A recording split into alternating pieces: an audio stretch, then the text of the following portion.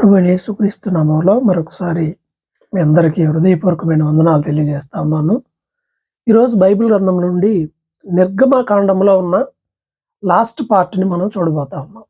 మనం ఒకసారి నిర్గమకాండం యొక్క రివ్యూ మనం ఆలోచన చేస్తే, నిర్గమకాండాన్ని 3 భాగాలుగా విభజించొచ్చు. మొదటిది ఇశ్రాయేలీయులు ఐగుప్తు దేశం నుండి కనాను దేశానికి బయలుదేరక మునుపు జరిగిన సంఘటనలు. దేవుడు ఎలాగా వారిని అద్భుత కార్యాలతో ఐగుప్తు దేశాన్ని గడగడలాడించి ఇశ్రాయేలీయులు అక్కడి నుండి బయలుదేరేలా చేశాడు అనేది మొదటి అంశం. రెండో అంశం వచ్చేసి ఇశ్రాయేలీయులకు దేవుడు అరణ్యంలో చేసినటువంటి అద్భుతాలు, ఎర్ర సముద్రం దగ్గర మొదలుకొని అరణ్యంలో వరకు దేవుడు చేసినటువంటి అద్భుతాలన్నిటినీ రెండో భాగంగా చెప్పుకోవచ్చు. మూడో భాగం 19వ అధ్యాయం నుండి ప్రారంభమవుతుంది. మొదటి 12 అధ్యాయాల్లో మొదటి భాగం, 12 నుండి 18 అధ్యాయాల వరకు ఇంకొక భాగం, 13 నుండి 19 నుంచి మూడో భాగం అని చెప్పవచ్చు. ఈ మూడో భాగంలో ఏముంటది అని అంటే, దేవుడు ఇశ్రాయేలీయులకు తన ఆజ్ఞలను ఇచ్చాడు. చాలా ఇంపార్టెంట్ విషయం ఏంటి అని అంటే, ఈ ఆజ్ఞలన్నీ కేవలం ఇశ్రాయేలీయులకు మాత్రమే. చాలా మంది బోధకులకు కూడా తెలియక ఇవే పాత నిబంధనల ఆజ్ఞలు ఈ రోజు కూడా మనుషుల మీద రుద్దుతా ఉంటారు. ఈ విషయాన్ని మనం గ్రహించాలి. పాత నిబంధనలో ఉన్న నైతిక విలువలతో కూడిన ఆజ్ఞలు ఉన్నాయి, అవి మారలా. పాత నిబంధనలో ఉన్నాయి, అవి కొత్త నిబంధనలో కూడా చేర్చబడ్డాయి. కాబట్టి ఈ పాటిస్తాం మేము, ఈ పాటించు అని తీయడానికి లేదు. కాబట్టి మనం గ్రహించాలి, ఇవి కేవలం ఇశ్రాయేలీయులకు మాత్రమే ఇవ్వబడినవి. 19వ అధ్యాయంలో ప్రారంభంలో సీనాయి అరణ్యానికి వాళ్ళు వచ్చినప్పుడు దేవుడు వారితో చెప్తాడనమాట, నేను మిమ్మల్ని గద్దరెక్కల మీద మోసినట్టు నేను మిమ్మల్ని మోసుకొని వచ్చాను కదా, మీరు నాకు యాజక రాజ్యంగా ఉండాలి, ఒక పరిశుద్ధ జనంగా ఉండాలి, నేను ప్రజలతో మాట్లాడాలనుకుంటున్నాను, మీరు అందరూ కూడా సీనాయి పర్వతం దగ్గర రండి, నేను ఆ పర్వతం దగ్గరకు వస్తానని వాళ్ళకి కొన్ని రూల్స్ అండ్ రెగ్యులేషన్స్ చెప్పాడు. మీరు అక్కడికి రండి, నేను అక్కడ పర్వతం మీద మీతో మాట్లాడతాను అని. అప్పుడు ప్రజలే ఉన్నారంటే, అమ్మో అదంతా పర్వతం అంతా కూడా ధూమమయం అయిపోయింది, చిన్న తేడా వచ్చినా మనిషి చంపబడుతున్నాడు, కాబట్టి మోషే నువ్వు వెళ్ళు మాట్లాడు దేవుడితో, మాకు చెప్పు, మేము నీ మాట వింటాము అని చెప్పారు. అన్నట్టుగానే అదే జరిగింది. నిర్గమకాండం 20వ అధ్యాయంలో ప్రఖ్యాతిగాంచినటువంటి వ్యాఖ్యానం అదే. చాలా ప్రసిద్ధమైనటువంటి వాక్య భాగం కలిగినటువంటి ప్లేస్ ఇది. నిర్గమకాండం 20వ అధ్యాయంలో దేవుడు చెప్పిన 10 ఆజ్ఞలు ఉన్నాయి. ఇశ్రాయేలీయులకు ఇవి నిత్యమైన కట్టడ. ఈ 10 ఆజ్ఞలు మనం నోటిఫై చేసుకోవాలి, చాలా ఇంపార్టెంట్. నేను తప్ప వేరే దేవుడు ఉండకూడదు, ఏ విగ్రహాన్ని చేసుకోకూడదు, వాటి సాగిలు పడకూడదు, నమస్కరించకూడదు, పూజింపకూడదు, ఏ విగ్రహం అయినా. ఈరోజు చూడండి మన వాళ్ళు మరి విగ్రహాలు ఎలా తయారు చేస్తున్నారో, క్రైస్తవులే అన్యులు ఎగతాళి చేస్తా ఉన్నారు. ఏంటయ్యా బాబు మీ క్రైస్తవ్యం అని. యేసుప్రభు విగ్రహాలు, మరియమ్మ విగ్రహాలు, జోసఫ్ విగ్రహాలు, భక్తుల విగ్రహాలు పెట్టి వాటికి ఆరాధనలు కూడా చేస్తున్నారు. క్యాథలిజంలో ఇది మరీ దారుణంగా ఉంది. బైబిల్ ఒప్పుకోదండి. అది రోమన్ క్యాథలిక్కా లేకపోతే పెంటెకోస్టలా ఇంకోట ఈ కాదు, వాళ్ళే కదా, ఇంకా చాలా మంది కూడా అలా చేసే వాళ్ళు కూడా ఉన్నారు. సో విగ్రహారాధన అనేది దేవునికి విరోధమైంది. అది ఏ రూపంలో చేసినా, ఎవరు చేసినా అది రైట్ కాదు. అలాగే దేవుని నామాన్ని వ్యర్థంగా ఉచ్చరించవద్దు, ఊరక ప్రతిదానికి దేవుణ్ణి అడ్డం పెట్టుకోవద్దు. అలాగే విశ్రాంతి దినాన్ని ఆచరించమని చెప్పాడు. గుర్తుపెట్టుకోవాలి, విశ్రాంతి దినం అంటే అది శనివారం, ఆదివారం కాదు. ఆదివారాన్ని పరిశుద్ధ దినం అంటారు, శనివారాన్ని విశ్రాంతి దినం అంటారు. ఇప్పుడు ఇది మనం పాటించాల్సిన అవసరం లేదు, మనం పరిశుద్ధ దినాన్ని పాటించాలి.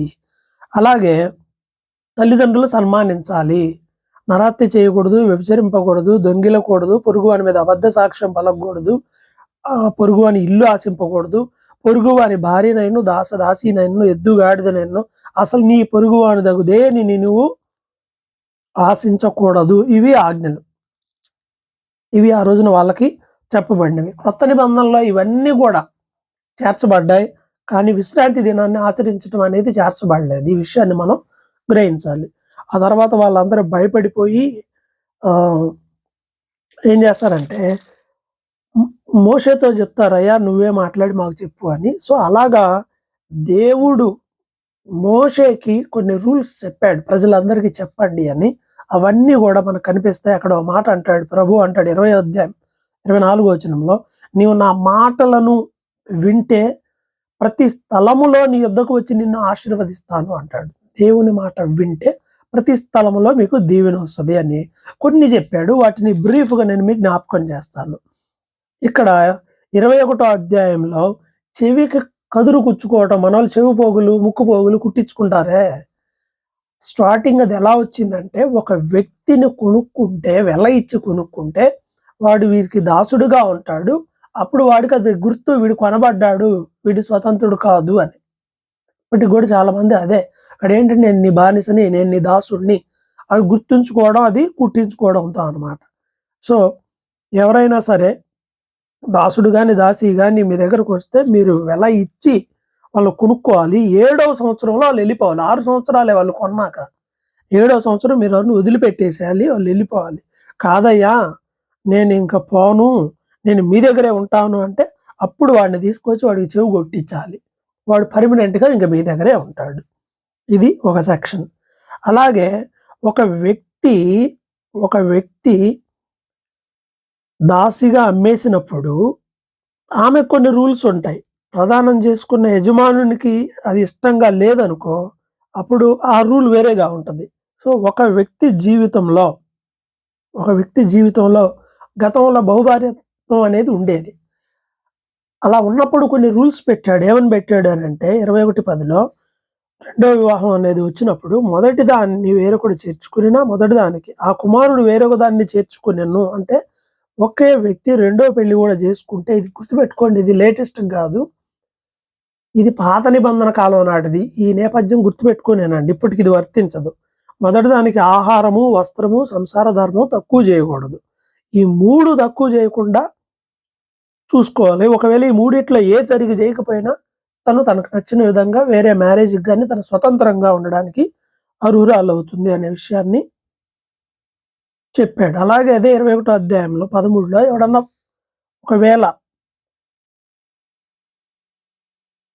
ఒకవేళ ఒక వ్యక్తి చావగొట్టేస్తే వాడికి ఇంకా కంటికి కన్ను పంటికి పన్ను అనే విధానం అనేది ఉండింది.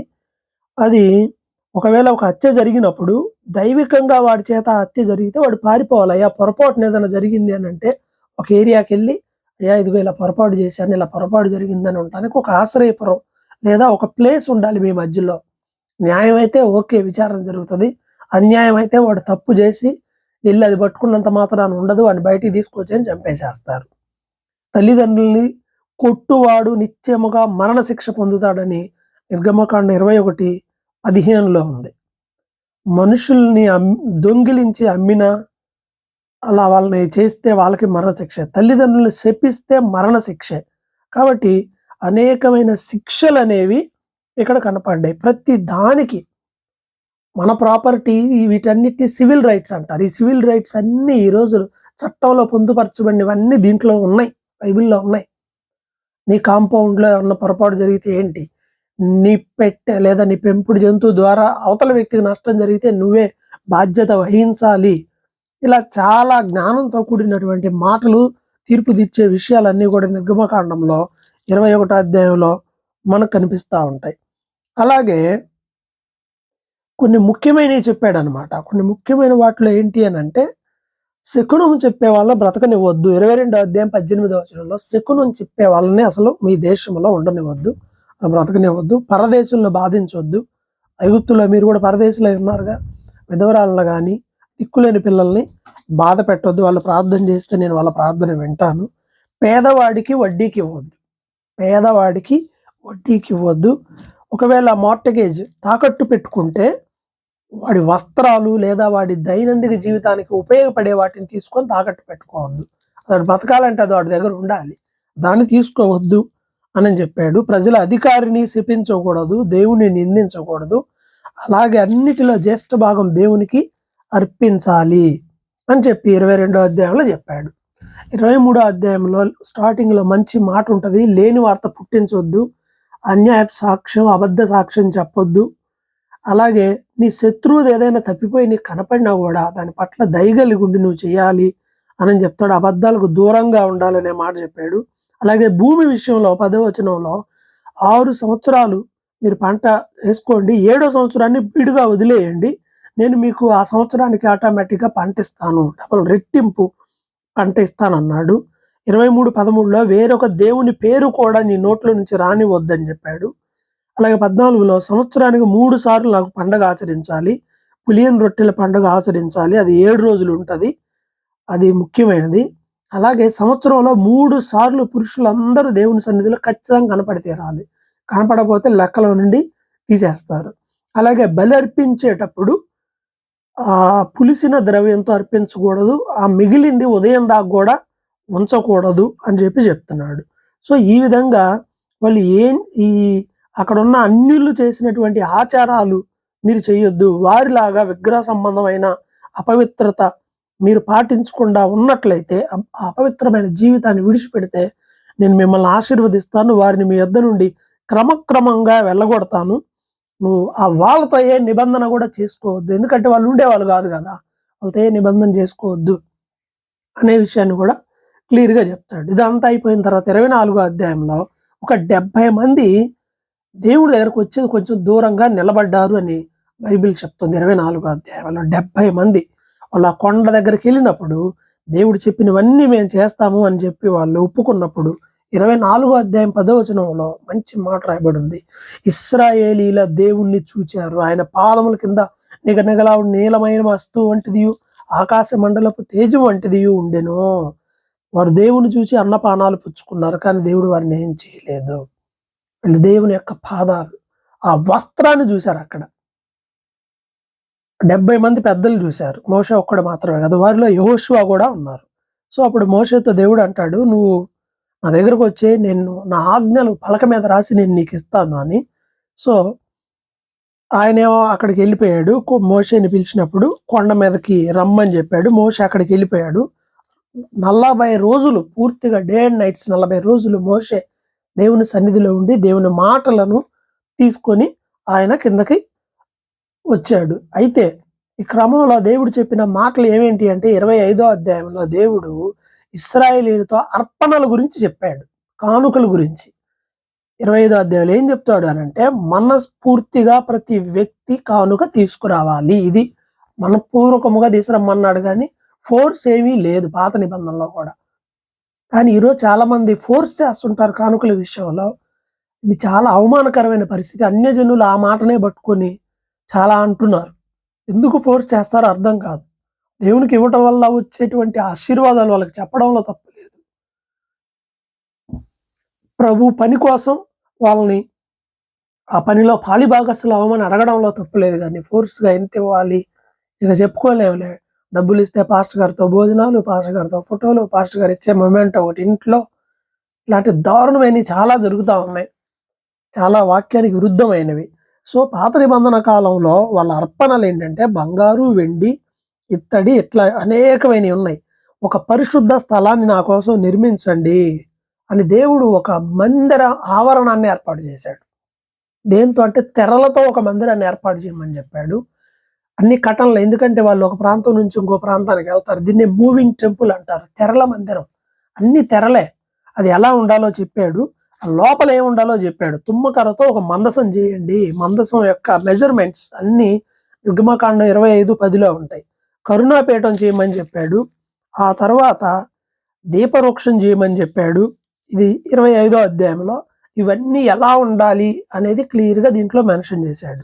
మీరు చదవాల్సిందే వాటిని. 26వ అధ్యాయంలో కొలతలు చెప్పాడనమాట. ప్రతి తెరల మందిరం అని చెప్పాం కదా! అన్నిటికీ కట్టలన్నీ రకరకాల కట్టలతో పైన, సైడ్ అవన్నీ మీకు తర్వాత వీడియోలో నేను ఈ పాత నిబంధనలో ఉన్న మందిరం యొక్క ఆవరణలు మీకు అప్లోడ్ చేస్తాను. దాంట్లో మీరు చూడొచ్చు. సో, ఈ కట్టలన్నిటికీ బటన్స్ లాగా పెట్టాడు. అన్ని కట్టలు కలిసిపోయేలా. సో, అలాగా ఏర్పాటు చేశాడు. 26వ అధ్యాయంలో బలిపీఠాన్ని ఎలా కట్టాలి అనేది 26వ అధ్యాయంలో 27వ అధ్యాయంలో బలిపీఠం ఎలా కట్టాలో చెప్పాడు. ఆ లోపల ఒక క్లియర్ ఇన్స్ట్రక్షన్ ఒకటి ఇచ్చాడు. అదేంటంటే 27వ అధ్యాయము 20వ వచనంలో దీపాన్ని వెలిగించడానికి ఆ ప్రదీపానికి దంచి తీసిన అచ్చ ఒలీవల నూనె తేవాలి. దంచి తీసుకురావాల్సిందే దాన్ని. అచ్చమైన ఒలీవల నూనె తేవాలని చెప్పాడు. 28వ అధ్యాయంలో లేవీయులను యాజకత్వం చేయడానికి దేవుడు ఏర్పాటు చేసుకున్నాడు. ఇంతమంది ఉండగా ఎవరిని ఏర్పాటు చేసుకున్నాడు అనంటే లేవీ వంశంలో వాళ్ళని. మోషే లేవీయుడు, అహరోను లేవీయుడు, అయితే మోషే కుమారులు కాదు కానీ అహరోను కుమారులు దేవుడు ఏర్పాటు చేసుకున్నాడు. అహరోను జ్యేష్ఠుడు, మోషే జ్యేష్ఠుడు కాదు. అహరోను వాళ్ళ పిల్లల్ని దేవుడు యాజకులుగా ఉండాలి అని చెప్పి వాళ్ళకు ఒక డ్రెస్ కోడ్ కూడా ఇచ్చాడు. వాళ్ళకు డ్రెస్ కోడ్, దాని మీద ఎఫోదు ఉండాలి. ఆ డ్రెస్ మీద 12 ఇశ్రాయేలీల గోత్రాలకు సంబంధించి ఒక్కొక్కల పేరు ఒక్కొక్కటి తెలియజెప్పేలా రత్నం మీద రాయించి ఆ 12 రత్నాలు ఇక్కడ వారి యొక్క ఎఫోదు మీద ఉంటాయి. దేవుని సన్నిధిలో వారి కొరకు ప్రార్థన చేయడానికి అవన్నీ ఉంటాయి. ఆ పని అంతా చేయడానికి కూడా దేవుడు ఒక జ్ఞానం కలిగినటువంటి వ్యక్తులను ఏర్పాటు చేసుకున్నాడు. అలాగే ఆ డ్రెస్కి బెల్ట్స్ కూడా పెట్టాడు, గంటలు పెట్టాడు. పరిశుద్ధ స్థలం నుండి అతి పరిశుద్ధ స్థలానికి సంవత్సరానికి ఒకసారి వాళ్ళు వెళ్ళినప్పుడు ఆ అతి పరిశుద్ధ స్థలంలో వాళ్ళు వెళ్తే ఒకవేళ ఏదైనా పాపం చేస్తే వాళ్ళు చనిపోతారు కాబట్టి ఇక లాక్ రాట గంటల సౌండ్ ఆగిపోయిందా, లోపలికి వెళ్ళిన వ్యక్తి కదలట్లేదంటే ఏదో తప్పు చేశాడు, దేవుని శాపం వచ్చేసి ఉంటుంది, చనిపోయి ఉంటాడని ఆ లాక్ రావడమే. అలా ఉండేలా గంటలు కూడా పెట్టాడు. ఒక బంగారు రేకు మీద యెహోవా పరిశుద్ధుడు అని రాసి అది బ్లూ దారంతో దాన్ని కట్టేసి ఇక్కడ వాళ్ళు తమ నొసట మీద, యాజకుల నొసట మీద ఇక్కడ ఉండాలి యెహోవా పరిశుద్ధుడు అనేటువంటి మాట యాజకుల నొసన ఉండేలా ఒకటి రాయించమని పెట్టాడు దేవుడు. యాజకుల నొసట ఇక్కడ ఉంటుంది ఆ యెహోవా పరిశుద్ధుడని ఒక రేకు రాసి ఎడ పెడతారు వాళ్ళకి. పాత నిబంధనలో యాజకులు పరిచర్య చేసేటప్పుడు ఇలా ఉండాలి, వాళ్ళు నారలాగులు వాడాలని చెప్పాడు, చొక్కాయలు ఎలా కుట్టుకోవాలో మొత్తం క్లియర్ ఇన్స్ట్రక్షన్ ఇచ్చేసాడు. దానిలో భాగంగా 29వ అధ్యాయంలో వాళ్ళు పవిత్రపరిచి ఎఫోదు ధరించి వాళ్ళు దేవుని సన్నిధిలో వారి తమ పాపం నిమిత్తమై దహనబలి అర్పించి అల్లాడింపబడి అర్పణ అర్పించి వాళ్ళు దేవుని సన్నిధిలో పరిచర్య చేయడానికి వాళ్ళు ఎలా ఏర్పాటు చేసుకోవాలో క్లియర్ ఇన్స్ట్రక్షన్స్ అన్ని 29వ అధ్యాయంలో ఇచ్చాడు. 30వ అధ్యాయంలో ధూప వేదిక, ఈ ధూపం వేస్తాం కదా దాని వేదిక, దాన్ని చేసేటప్పుడు ఏ అగ్ని పడితే అగ్ని పెట్టకూడదు. దేవుడు ఒక పర్టికులర్గా ఈ ఆజ్ఞ గుర్తుపెట్టుకోండి. నిర్గమకాండం 30వ అధ్యాయంలో 8 నుంచి చెప్తాడు, మీరు ఎలా పడితే అలా చేయొద్దు, నా మందిరంలో నేను చెప్పిన ఫార్మాట్లోనే చేయండి, వేరే అన్య ధూపాన్ని కానీ అన్య దహన బలి కానీ వేరే ఏం వద్దు, నేను చెప్పిందే అర్పించండి అని చెప్పాడు. క్లియర్ ఇన్స్ట్రక్షన్ ఉంది, ఇది గుర్తుపెట్టుకోవాలి బాగా. తర్వాత ఇశ్రాయేలీలు ప్రాణ పరిక్రయ ధనం ఎలా ఇవ్వాలి అనేది కూడా దాంట్లో క్లియర్గా చెప్పాడు. ఒక ఇత్తడి గంగాలం ఒకటి మందిరం ఆవరణంలో ఎంట్రన్స్లో ఇత్తడి గంగాలం ఉండాలనే విషయాన్ని కూడా ఇక్కడ చెప్తా ఉంటాడు. ద సేమ్ టైం 31వ అధ్యాయంలో బెసలేలు అనే ఒక వ్యక్తి ఉంటాడు. ఈ పనులన్నీ చేయడానికి దేవుడు అతనికి జ్ఞానము వివేకమునిచ్చాడు. అతన్ని ఏర్పాటు చేసుకుంటే అతడు ఇవన్నీ చేస్తాడనమాట. ఎండింగ్లో ఏం చెప్తాడంటే విశ్రాంతి దినాన్ని పరిశుద్ధంగా ఆచరించండి, 6 రోజులు పని చేయండి, 7వ రోజు నా సన్నిధిలో ఉండండి. అసలు విశ్రాంతి దినాన్ని పాటించడం అంటే ఏదో ఊరికి మనలాగా చర్చికి వెళ్ళొచ్చి మన పనులు మనం చేసుకోవడం కాదు. చాలా మందికి ఆ సంగతి కూడా తెలియదు. కనీసం వంట కూడా చేయరు, ముందు రోజే మొత్తం చేసేస్తారు, ఏ పని చేయరు, నిప్పు వెలిగిస్తారు, ఏ పని చేయరు, కనీసం వంట కూడా ముందు రోజే వండుకుంటారు. అది పశువులకు గడ్డి కూడా ముందు రోజే వేస్తారు, ఆ రోజు వేయరు. ఇంకా అర్థం చేసుకోండి దాన్ని బట్టి. ఇవన్నీ పాత నిబంధనవి, కొత్త నిబంధన కాదు. ఇవి మనం పాటించాల్సిన అవసరం లేదు. ఏమైనా డౌట్ ఉంటే కామెంట్ చేయండి, ఫోన్ చేయండి. వాక్యానుసారంగా మాత్రం ఉండండి. మా పాస్టర్ గారు ఎట్ట చెప్పాడు ఈ చెత్త చెప్పొద్దు. నేనేం చెప్పానా, మీ పాస్టర్ గారు ఏం చెప్పారా, ఇంకొకడు ఎవడో ఏదో చెప్పాడే కదా. బైబిల్ ఏం చెప్తుంది అనేదే ప్రాముఖ్యమైన విషయం. ఇవన్నీ చెప్పిన తర్వాత మోషే కొండ మీద నుంచి దిగొచ్చే లోపు ఒక ఇన్సిడెంట్ జరిగింది. అదేంటంటే ఇశ్రాయేలీలు మోషే వెళ్ళాడు, ఇంతవరకు రాలా, ఎప్పుడు వస్తాడో ఏమోలే అని చెప్పి అహరోన్ని ప్రెజర్ చేసి ఒక విగ్రహాన్ని తయారు చేసుకొని కింద బొమ్మను చేసుకొని, ఇదిగో ఐగుప్తుండి మమ్మల్ని నడిపించిన దేవుడు ఇదే అని చెప్పి తిని తాగి ఆడి ఇక్కడ. అంతేగా పండగలు అంటే తినటం, తాగడం, డాన్సులు వేయటం, ఇదే పండగ. మనుషులకి ఇవే కావాలి, అవి దేవునికి విరోధమైనవి. పండగలు అంటే తిని తాగి డాన్సులు వేయటం కాదు. ప్రియమైన వాళ్ళు అలా చేశారు. నిర్గమకాండం 32లో దేవుని మహిమని ఒక జంతువుకి ఆపాదించి చేశారు. అప్పుడే మోషే కిందకు వచ్చాడు. వచ్చిన తర్వాత ఆ కోపంతో ఆ రాతి పలకలు పగిలిపోయినాయి, దేవుడు ఇచ్చినవి ఆ కోపంలో. అలాగే దేవుడు కూడా వారి గురించి చాలా బాధపడ్డాడు. ఇదిగో వీళ్ళు ఇలా చేశారు, వీళ్ళు దుర్మార్గులు అని చెప్పేసి దేవుడు కూడా చాలా అంటే చాలా బాధపడతాడు.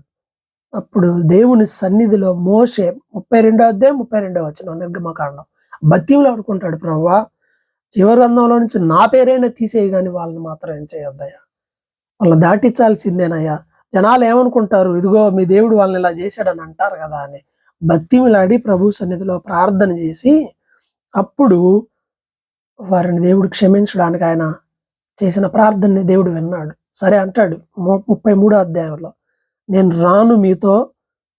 నేను మీతో రాను మోషే, ఈ ప్రజలు లోబడని ప్రజలు ఇన్ని చెప్పినా కానీ అన్ని తనకు వ్యతిరేకంగా చేశారు అని చెప్పేసి అందరి విషయమై దేవుడు ఎంతో బాధపడతాడు. అప్పుడు సరే నా సన్నిధి నీకు తోడుగా వస్తుంది, మీరు వెళ్ళండి అని చెప్పేసి అన్నప్పుడు మోషే చివరిగా మాట అంటాడు, నేను నిన్ను చూడాలి ప్రభువా, నీ మహిమను చూడాలన్నప్పుడు నిర్గమకాండం 33వ అధ్యాయంలో దేవుడు మోషేకి తన దర్శనాన్ని ఇచ్చాడు. దేవుణ్ణి చూసిన ఒకే ఒక వ్యక్తి బైబిల్ మొత్తం మీద మోషే మాత్రమే. ఇక 34వ అధ్యాయానికి వచ్చేపాటికి మరలా రాతి పలకల చెక్కయ్య పగలగొట్టావు కదా, మరలా వాటి మీద నేను నీకు మరలా రాసిస్తానని చెప్పి దేవుడు మరలా రాతి పలకలు చేసి వాటి మీద తన ఆజ్ఞలన్నీ కూడా రాయించి పెట్టి ఇంకా అనేకమైన ఆజ్ఞలు ఈ అధ్యాయంలో మనకు కనిపిస్తాయి. పాత నిబంధన మీద అవగాహన కలిగి ఉండాలంటే ప్రతి ఆజ్ఞ ప్రతిదీ వివరించి చెప్పలేను కాబట్టి షార్ట్ టైంలో ప్రతిదీ మీరు చదవాలి. ఎస్పెషల్గా విశ్రాంతి దినం గురించి, పాత నిబంధనలో పండగల గురించి, అలాగే జ్యేష్ఠ కుమారుణ్ణి దేవునికి అర్పించడం గురించి, జ్యేష్ఠ భాగముల గురించి వెరీ క్లియర్గా అవన్నీ కూడా రాయబడి ఉంటాయి. ఇక మందిరం మొత్తం రెడీ చేశారు. చివరికి అందరూ తమకున్న వెండి బంగారం అన్నీ క్లియర్గా ఇచ్చేసేసారు, ఎత్తడి అసలు లెక్క లేకుండా. చివరికి వాళ్ళందరూ కలిసి చేసుకున్న దాన్ని బట్టి పరిశుద్ధ స్థలాన్ని మొత్తం రెడీ చేసిన తర్వాత ఎగ్జాక్ట్గా 35వ అధ్యాయం నుంచి మిగతా అంతా దేవుడు ఎలా రెడీ చేయమన్నాడో అలా రెడీ చేసి పెట్టారు. చివరికి 40వ అధ్యాయ నాటికి నిర్గమకాండంలో మందిరాన్ని రెడీ చేసి పెడతారు. రెడీ చేసి పెట్టిన తర్వాత మొదటి నెలలో మొదటి దినమున సంవత్సరంలో, అంటే ఆల్రెడీ వాళ్ళు బయలుదేరి వచ్చింది మొదటి నెల 14, 1 year అయింది ఇప్పటికే ఇదంతా జరిగేపాటికి. కాబట్టి వాళ్ళకి చెప్తాడు అనమాట, ఏమని, మొదటి నెల మొదటి దినమున నువ్వు ప్రత్యక్షపు గుడారపు మందిరాన్ని నిలబెట్టు అని, లోపల దీపవృక్షం పెట్టు అని మొత్తం యాజ్ ఇట్ ఈస్గా గంగాలో ఏది ఎక్కడ పెట్టాలి అన్నీ పెట్టేసేసి చక్కగా దేవుని ఆవరణలో వాళ్ళు అలా ధూపం వేసినప్పుడు దేవుని యొక్క ప్రత్యక్ష గుడారంలోనికి దేవుని తేజస్సు వచ్చింది. నిర్గమకాండం 40వ అధ్యాయం 34లో ఉంటది, యెహోవా తేజస్సు మందిరమును నిండెను. ఆ మందిరంలో దేవుని తేజస్సు నిండిపోయేపాటికి మోషే కూడా ఆ మందిరంలోనికి వెళ్ళలేకపోయాడు. మోషే కూడా వెళ్ళలేకపోయాడు. మనం పాట పాడతాం కదా, ఇశ్రాయేలీయుల సైన్యములకు ముందు నడిచిన దైవమా అని. సొలొమోను కాలంలో కూడా ఇలా జరుగుతుంది. దేవుని తేజస్సు మందిరం నిండినప్పుడు యాజకులు కూడా లోపలికి వెళ్ళలేకపోయారు. దేవుడు తన సన్నిధిని అలా పెట్టారు. ఆ మందిరం మీద నుండి మేఘం పైకి వెళ్తే ఇశ్రాయేలీయులు ప్రయాణం అవుతారు. ఆ మేఘం వెళ్లకుండా అక్కడే ఉండుంటే వాళ్ళు అక్కడ ఉంటారు. వాళ్ళ ప్రయాణాన్ని కూడా కంట్రోల్ చేసింది దేవుడే. ఆ మేఘ స్తంభంలో వాళ్ళకు ఉండి ఆ మేఘం ఎప్పుడు కూడా ఇక మందిరం మీదే ఉంటుంది. ఆ మందిరం తెరల మందిరం కాబట్టి వాళ్ళు ఎక్కడికి మూవ్ అయినా ఆ మందిరం సెటప్ ఎక్కడికక్కడ అలా పెడతా ఉండేవాళ్ళు. ఇది నిర్గమకాండం యొక్క 3వ భాగం. ఇంతటితో నిర్గమకాండం ముగించబడింది. సో నిర్గమకాండంలో దేవుడు ఇశ్రాయేలీయుల ఐగుప్తు దేశం నుంచి నడిపించాడు. ఎర్ర సముద్రం మొదలుకొని అరణ్యం వరకు ఎన్నో గొప్ప అద్భుతాలు చేశాడు. దేవుడు తన ఆజ్ఞలను కూడా ఇచ్చాడు. కానీ ఇశ్రాయేలీయులు దేవుణ్ణి వ్యతిరేకించి తిరుగుబాట్లు, పాపము, విగ్రహారాధన ఇవన్నీ చేసి కోపాన్ని కలిగించారు, దేవుణ్ణి బాధించారు. అలాగే తెరల మందిరాన్ని దేవుడు ఏర్పాటు చేయమని చెప్పాడు, వాళ్ళు అలాగే చేశారు. దేవుడు ఆ మందిరం మీద మేఘములో ఉండి వారిని నడిపించాడు. ఇది నిర్గమకాండం. మిగతా భాగంలో మిగతా విషయాలు తెలుసుకుందాం. దేవుడు మిమ్మల్ని ఆశీర్వదించును గాక. ఆమెన్.